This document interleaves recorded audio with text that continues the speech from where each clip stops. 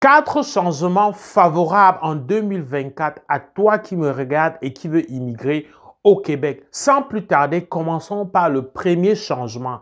Eh bien, le premier changement vient à la suite des modifications que le gouvernement du Québec a fait dans son programme d'immigration permanente. Tu sais que désormais, il y a une nuance dans l'appellation. Au lieu de programme régulier des travailleurs qualifiés, c'est le programme de sélection des travailleurs qualifiés. Cette nuance vient juste mettre en avant ce que je t'avais déjà dit dans les précédentes vidéos, dans une vidéo où je t'annonçais ces changements, mais qui sont visibles désormais dans les tirages qui ont commencé à tomber ce mois de novembre, mais qui vont davantage s'accentuer en 2024. Il s'agit de quoi? Il s'agit donc du fait désormais que il n'y a plus de complexe, il n'y a plus cette marginalisation qui était très accrue, qui était très visible et prédominante, la discrimination de ceux qui avaient peu de diplômes.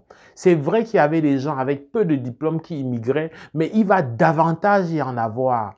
Il y avait donc des gens également qui, pour des raisons de mauvaises notes au test de langue, des gens qui n'arrivaient pas à avoir le B2 ou ce qu'on appelle le niveau 7 selon l'échelle linguistique canadienne, ils étaient complexés, ils étaient défavorisés. Le premier gros changement favorable à toi, c'est que ce n'est plus avec ces lunettes-là, avec ces critères où on aligne tout le monde, où on met tout le monde dans le même panier qu'on va y aller en 2024. Et je te dis, les premiers résultats ont commencé à se faire sentir. Et quand je te dis ça, c'est pas une vue de l'esprit, c'est au regard du contact et du feedback et de ce qui se passe sur le terrain avec ceux qu'on a l'occasion et la chance d'accompagner.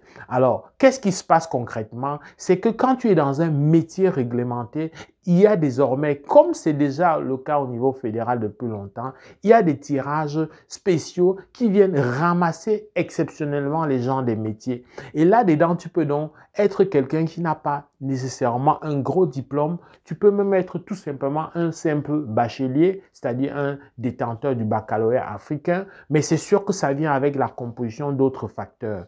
Aussi, avec ce nouveau changement favorable, tu peux ne pas avoir le niveau 7, tu peux avoir le niveau 4, mais tu es quand même tiré, alors que dans le même temps, il y en a qui ont le niveau 7, le niveau 8, mais qui ne sont pas tirés parce que les critères donc, du tirage, les critères de l'invitation pour cette ronde précise-là ne mettaient pas en avant les profils avec le plus de pointage, mais mettaient davantage en avant certains corps de métier particulièrement. C'est sûr que la règle qui ne change pas, c'est que la plupart ou alors tous les métiers qui vont être tirés, c'est naturellement et voilà, fatalement des métiers qui sont en demande. Sinon, ça n'a aucun sens. Le Canada, le Québec, pour le cas de ce qu'on parle, s'en va chercher ce qu'il n'a pas. C'est vraiment du donner et du recevoir. Donc, c'est un gros changement qui fait que tu dois regarder et avant de dire que ce n'est pas fait pour moi, que tu t'es assuré de comprendre ça. Je te l'avais dit avant, je t'avais clairement dit, alors que ce n'était même pas encore officiel, mais à travers les sources d'informations crédibles que auxquelles j'avais pu accéder, mais je t'avais dit que les nombres de pointages ne seront plus le critère majeur comme on a vu jusqu'ici. On peut avoir dans un tirage des gens qui ont un critère de 200 points plus bas, mais qui vont quand même recevoir l'invitation, mais qui vont quand même appliquer, c'est-à-dire candidater et avoir leur CSQP plus tard leur résident permanent. Est-ce que ce changement à lui seul ne suffit pas pour te remettre dans l'espoir? Est-ce que ce changement ne suffit pas pour que tu regardes l'ensemble de tout ce qui comporte ton profil pour comprendre qu'est-ce qu'il faut faire? Alors, un autre changement majeur qui est favorable, c'est que pendant plusieurs années avant, le Québec ne donnait pas un accès direct à la résidence permanente à ceux qui venaient pour des formations courtes. Désormais, avec la concurrence des différentes provinces, la chasse aux candidats à l'international, la chasse aux immigrants qualifiés, le Québec a rebroussé chemin et désormais avec une formation de 18 mois.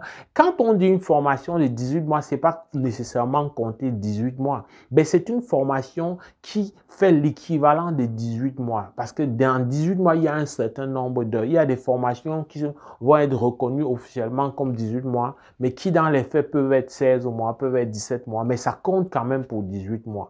Donc, en règle générale, ces formations-là doivent être fait à temps plein. Alors après 18 mois, tout ce que tu as à faire, c'est donc de faire ta candidature et d'avoir les CSQ pendant les semaines qui vont suivre. Ça, c'est un changement majeur. Là encore, ça vient vraiment donner espoir à ceux qui ont des problèmes d'âge, à ceux qui ont des retards au niveau de l'âge ou alors de plusieurs critères à la fois. Parce que dire ça comme ça, que l'âge est un problème, ce serait en contradiction avec ce que je te dis souvent. Mais c'est sûr que quand l'âge est un inconvénient, c'est parce qu'il y a d'autres éléments qui viennent concourir à affaiblir l'attractivité de ta candidature. Mais c'est clair que si tu as plusieurs éléments dont défavorables, y compris l'âge, ces formations courtes-là viennent te donner beaucoup d'espoir. Ces formations de 18 mois viennent te montrer que tu peux accéder à la résidence permanente avec ta famille en plus. Un peu comme celui qui accède directement à partir de son pays, ben, tu peux accéder avec cette formation courte-là. Et une fois encore, je ne le dirai jamais assez, de loin, c'est préférable de mettre de l'argent dans une formation qui va t'aider à faciliter ton intégration professionnelle et donc à déboucher sur une résidence permanente. Et la beauté, c'est qu'avec ta famille, éventuellement, si tu en as une.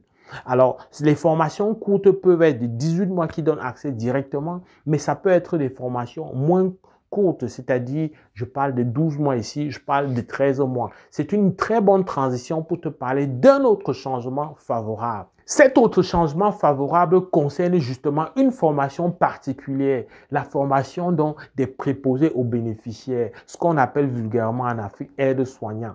Donc, cette formation-là, qui dure 13 mois, entre 11 et 13 mois, fait en sorte ou alors bénéficie désormais d'un programme pilote qui existait pendant la pandémie, mais qui a été reformulé. Pendant la pandémie, c'était une mesure exceptionnelle qui venait prendre ceux qui ont donné un coup de main au système de santé. Et donc, pour les récompenser, le Canada et le Québec s'étaient mis d'accord pour que ces gens-là accèdent directement pour le fédéral à la résidence permanente et pour le Québec au CSQ. Parce que, comme je vais te le développer dans une autre vidéo, ben, avoir la résidence permanente ne te garantit pas tous les droits au Québec. Mais ce n'est pas le sujet aujourd'hui, même si c'est important de le dire en passant.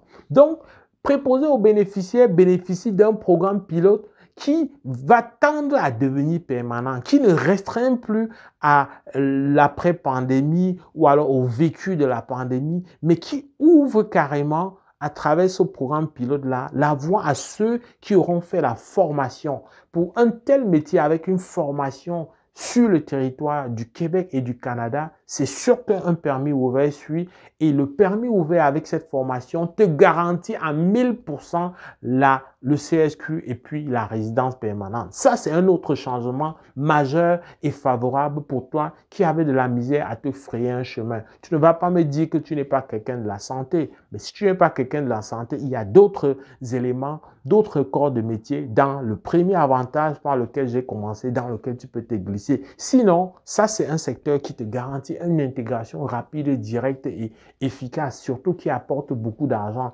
puisque j'imagine, tu veux quand même avoir une belle cagnotte. Tu ne veux pas quitter ton pays pour venir et ne pas avoir une très belle cagnotte.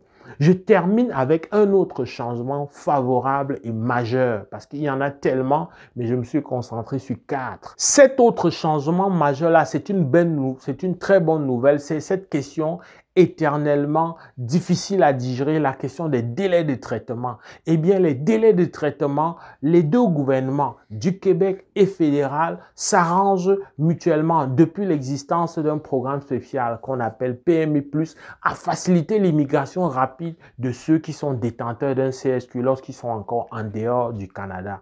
Donc, voilà donc avec ces nouvelles approches-là, on va te tirer, le Québec va te servir entre 1 à 4 mois, bien sûr 1 à 4 mois pour te donner ton CSQ quand tout est OK. S'il y a un petit bémol dans le dossier, non seulement ça va traîner, mais quand ça commence à traîner, la suspicion monte. Mais si tu n'as rien à te reprocher, sois tranquille.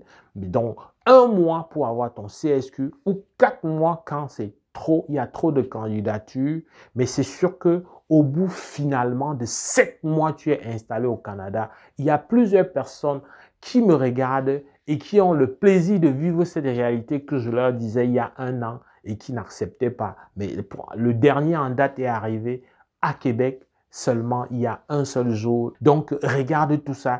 tous les signaux sont au vert.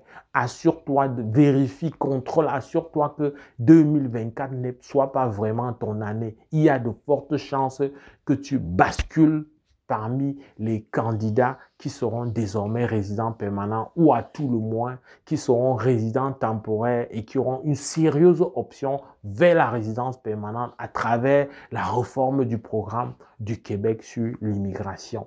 J'espère que cette vidéo t'a plu. Mon nom est Valérie Jules Camdem. N'oublie pas de partager, de faire savoir au plus grand nombre. La communauté doit être plus grande pour qu'on sensibilise, pour qu'on aide les gens soit qui n'ont pas les moyens de pouvoir se prendre en main, mais aussi pour que les gens sachent qu'il y a la possibilité de se faire accompagner efficacement avec de l'information prise à la bonne source, transparente, comme je le fais tout le temps à travers mes plateformes. C'est avec beaucoup de plaisir que je vais te retrouver dans le cadre d'une prochaine vidéo. Porte-toi bien. Boula!